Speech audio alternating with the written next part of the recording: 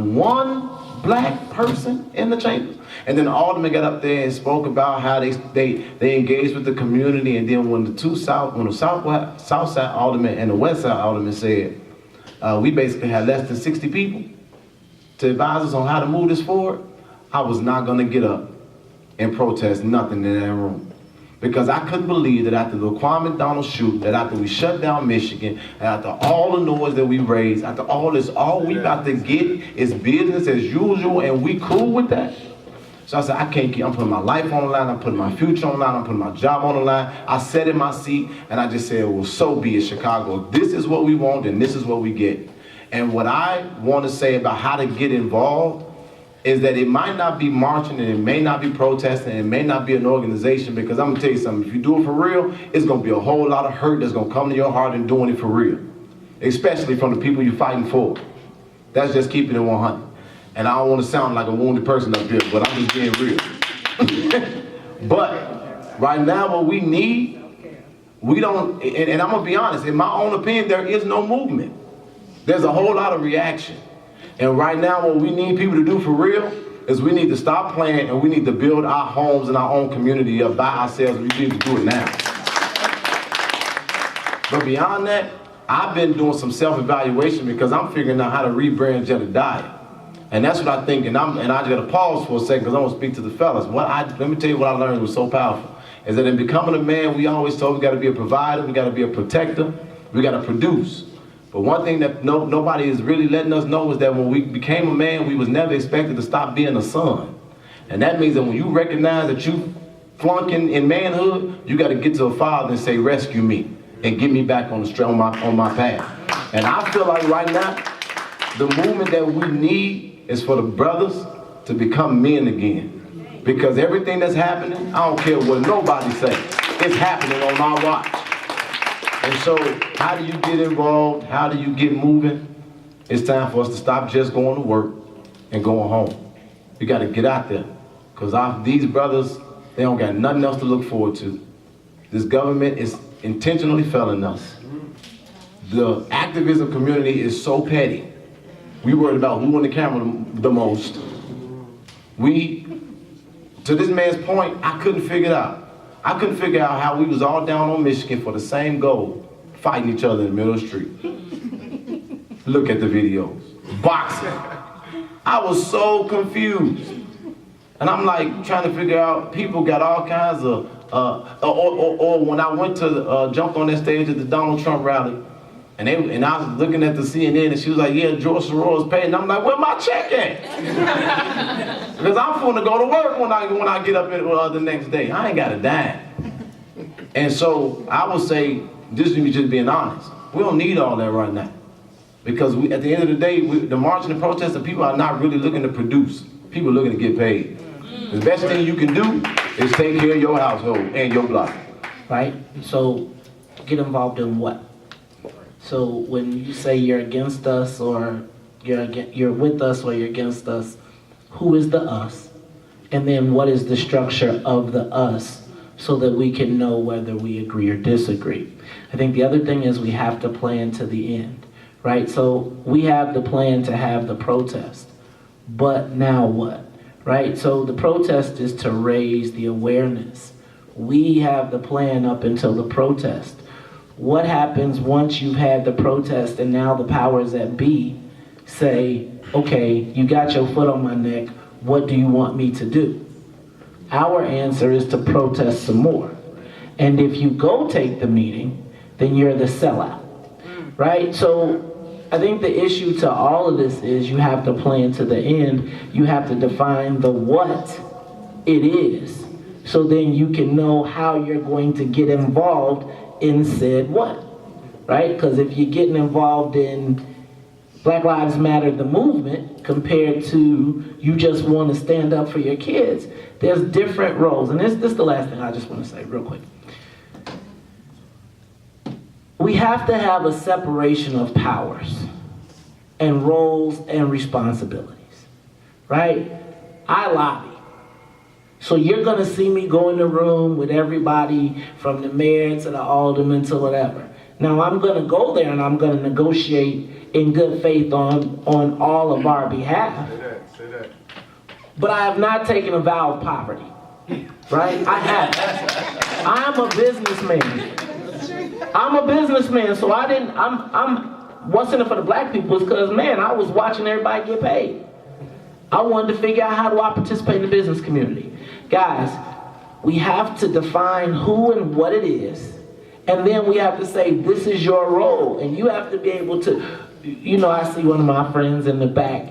We have this thing, it's what's in it for the black people, and everybody's telling me, Maze, you gotta get lapel pins, right? Because at work, I can't never say, what's in it for the black people, but if I see a pin, I can give you the brother nod, and we know that it's time to work out the deal.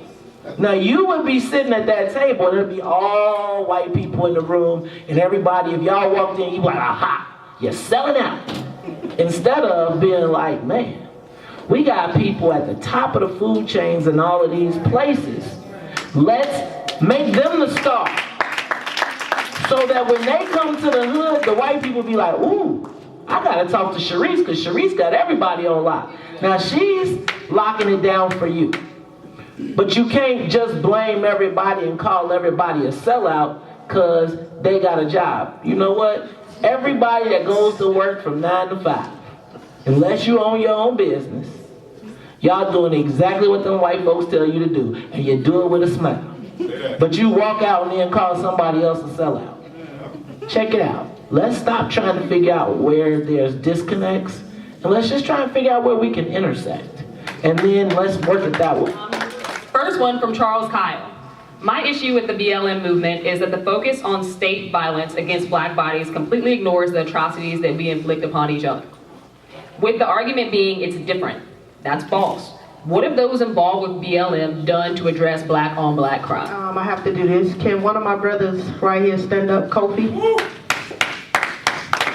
So he is a part of the Black Lives Matter chapter, Chicago chapter. So what they do is Sunday, or what, they go out and they interact with the community on 51st or Garfield Park or whatever in Roseland, and they feed the community, they talk to the brothers, they talk to the families.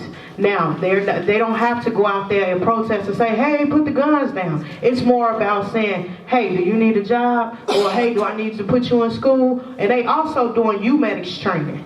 Because let's be honest, we can walk down the street and it has happened. Somebody can get shot, somebody can get stabbed, somebody can fall. And they helping us be prepared to save a life while we wait on the paramedics to come all the way from up yonder. So a lot of Black Lives Matter chapters, they are addressing the quote-unquote black-on-black crime in our communities. It's just not through protest. It's about uplifting your brother and your sister in your community. It's about talking to that mother or that father who can't sleep at night, who need mental health because they have PTSD. That's what they're doing. And that's what Black Lives Matter Chicago has done. And I have witnessed it with them. I could be on the phone and say, hey, I need your support, I need your help.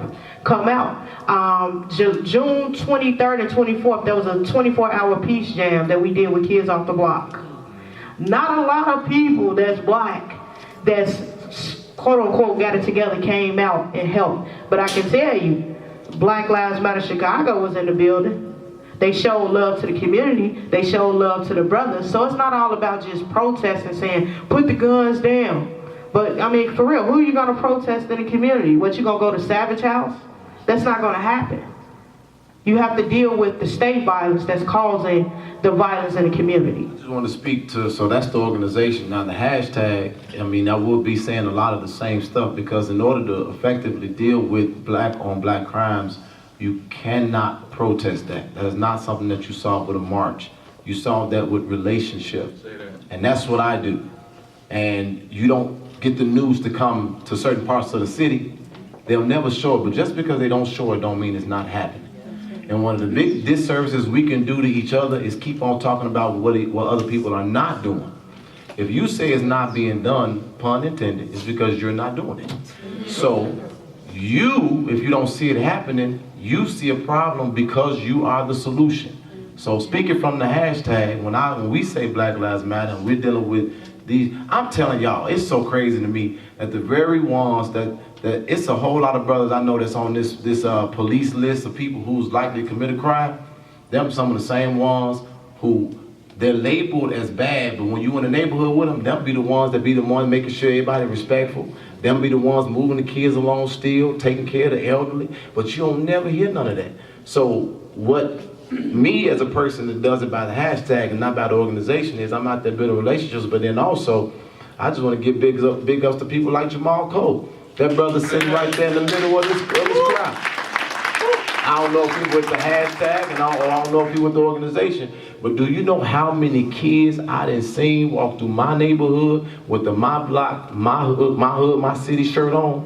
And I say, what you doing with that on? They say, man, I went on a whole other side of town because of a brother like him that took some kids from the hood and took them and let them see what other parts of Chicago look like, which ain't nobody done it. You know what comes behind that? They smiling and it ain't no drama on the block. And everybody then when you see that shirt come around, I've been waiting on that hoodie for so long, brother. But when you see that hoodie when you see it, it gives a sense of connectivity to people who might not have even talked. I've seen it with my own eyes. I'm not just saying it. Well, two brothers who didn't know each other had a whole conversation because they had on the same hoodie or the same shirt. With the level of distrust within the movement, what are your suggestions of how they can accomplish the mission?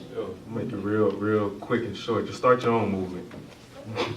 If you ask me, and if you feel as and let me tell you this is what this city doesn't need protesters and activists. They need leaders. This is what this city needs. We need leaders. Because leaders don't just have followers, leaders create leaders. That's why every generation should get better, but unfortunately every generation gets worse. But if you feel as if a so-called leader or organizer or activist, you don't agree with what they're doing in this city, just simply don't follow them. You start your own organization, you start your own campaign, and you get people behind you and you make your own movement. Not to disagree with my brother, but I feel like that is how we are where we are, right? If you look at the state of where Black Chicago was when Black people were powerful, it was because we kind of had 3 or 4 things that we knew you just stuck with, and that's the plan we roll with.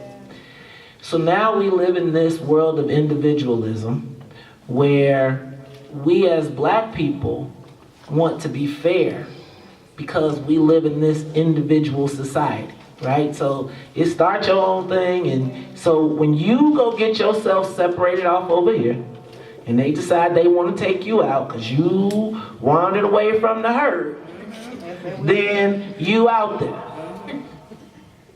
Might I suggest that we pick 3 or 4 things that really count.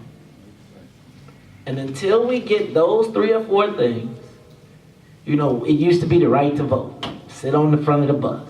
Maybe it's don't get shot by the police, right? Why you Black? I don't know what the 3 things are, what the 4 things are. But I think that instead of separating, we need to start bringing it back and closing ranks. I'm a big proponent of resegregation. Now I know that'll sound crazy to some people, but the only thing that is not segregated in your life is your job. I sit here, I walk down, I watch in the morning when I go get my coffee, and you see Black people walking, they got in every size, shape, form, whatever. They got suits to street guys. Y'all walking down the street. And I was in South Africa, and it reminded me of us leaving our township and going to work downtown and then coming back. My suggestion is let's stop fracturing our stuff, because again, when they separate you off, you ain't special. I'm just being real clear. You are as special as they can use you. And once you're not used, then you become expendable. No matter how many white folks done hugged you up, done kissed you and told you, when you are expendable, and I'm gonna give you an example right now that we're living through. Judge Tim Evans, right? We're gonna talk about what's going on real quick and then I'll let it be done. Tim Evans was the first Black chief judge. Now there's a whole sordid history as to how he got there, right? And let's say that Mayor Daley was his Chinaman up until this point. Mayor Daley went away, and now the Irishmen are like, you ain't special.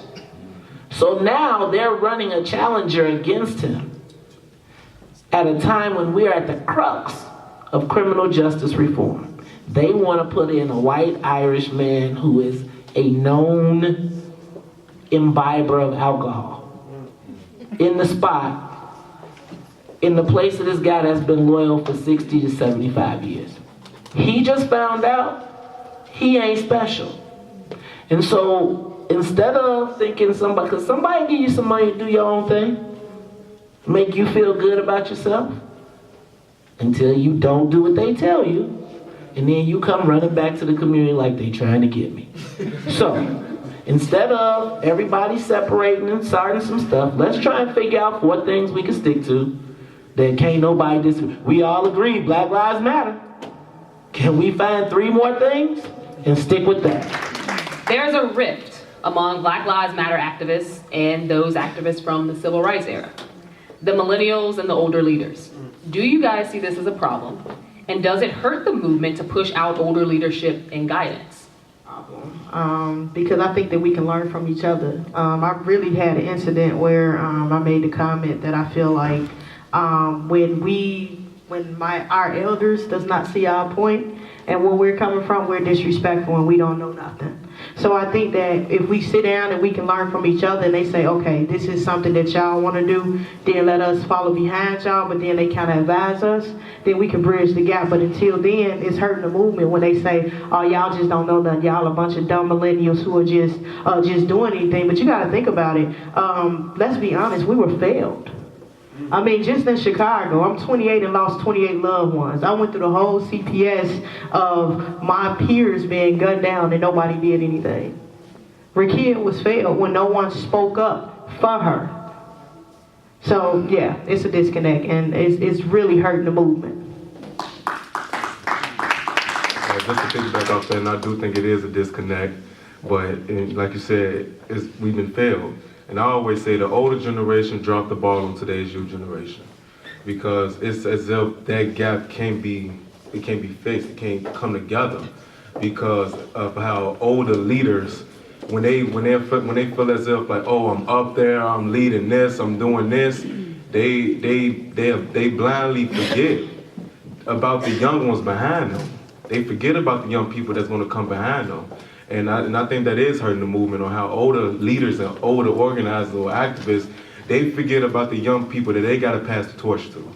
They completely forget about the younger people. But like I always say, the older generation did drop the ball on today's youth generation. But like I always say, we got to educate each other. But when you bring the older generation and the younger generation together and build wisdom and respect and education, that's when we become unstoppable. Is there enough of an infrastructure in place to make Black Lives Matter sustainable? Or is Black Lives Matter more of a concept than an organization? Is Black Lives Matter sustainable as long as they follow instructions? Seriously. I mean, let's take a look at Dallas. Right? So in Dallas, right up until Black Lives Matter, and I would say that Black Lives Matter has become expendable. But let's look at what happened in Dallas.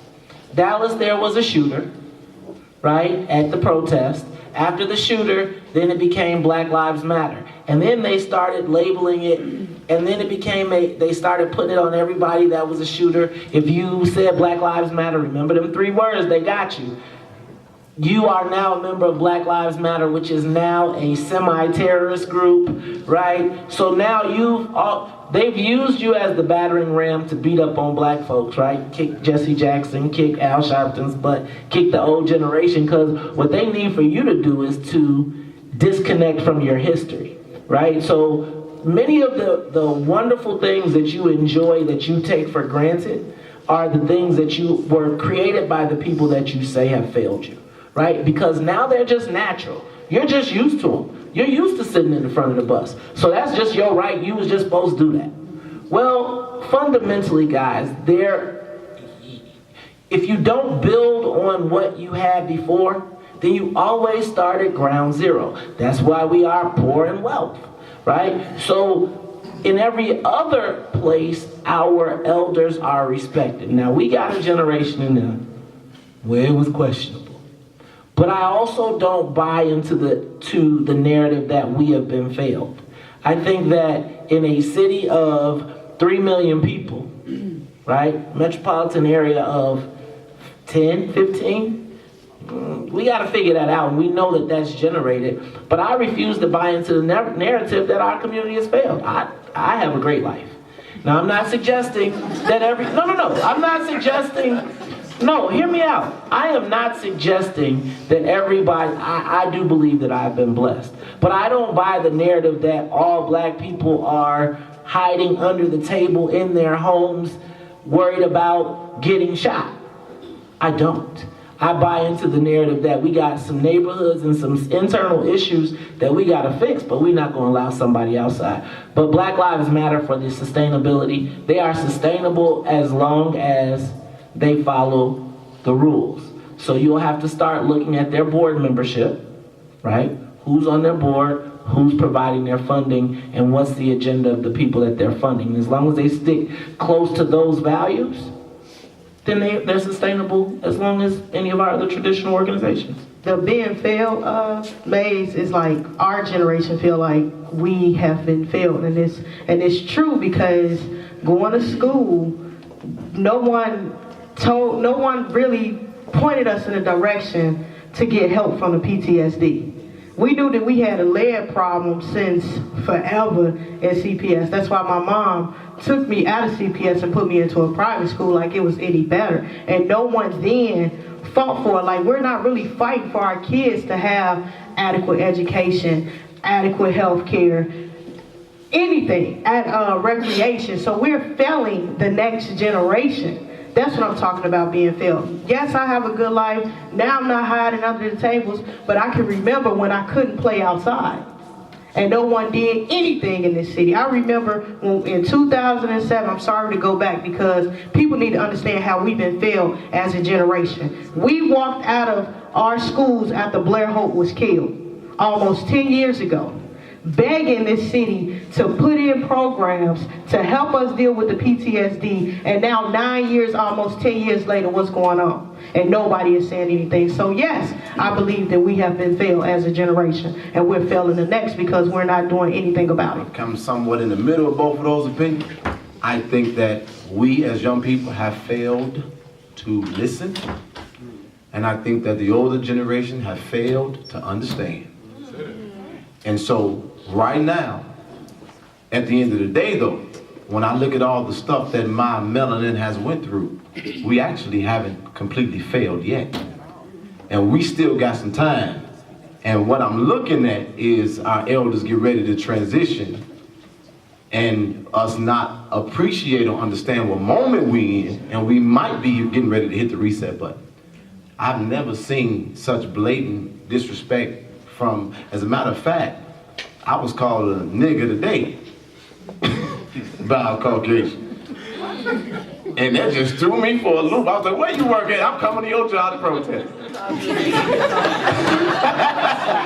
And but it just really threw me out. I was like, whoa, bro, you did that in public like that. So, I'm looking at the reset button, but this is what and it's something that I've been saying and I've been trying to get us to understand.